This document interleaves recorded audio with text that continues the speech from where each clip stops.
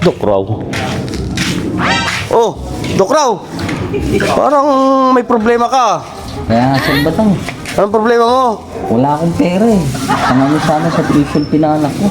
Bakit magkano ba 'yon? 2,000. 2,000? Hmm.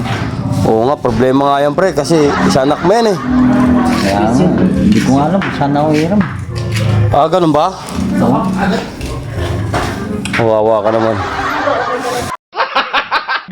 5 minutes later. Bro, alis na ako, ha?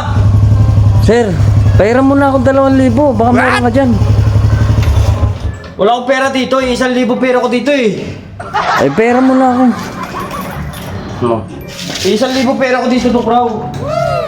Ano ba? Oh. Wala pera ko eh.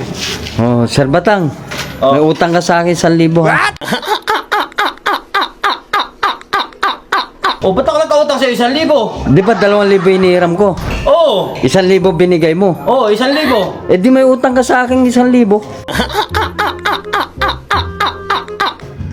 Ayun nga, hindi may utang ko sa'yo 1,000. Oh. Oh, sir, ganito. Sir Oh. Batang, babalik ko sa 1,000. Bayaran mo yung... Bayaran ko na yung utang ko. Oh. O ngayon, bayaran mo ako sa utang mo sa akin 1,000. May utang ko sa'yo 1,000. Oo, kasi 2,000 inihiram ko eh, 1,000 yung binigay mo. Ngayon, babayaran ko na 1,000. Ayan. Tapos babayaran din kita ng 1,000. Oo, Oh. akin na yan. Oh, quits na tayo, Sir Batang ha. Pwede sa tayo, wala na akong utang. Oh, wala ka na utang. Oh, sige. Wala na rin akong utang sa'yo. Oh, kala ko Quits na may tayo. saan mo ko ah.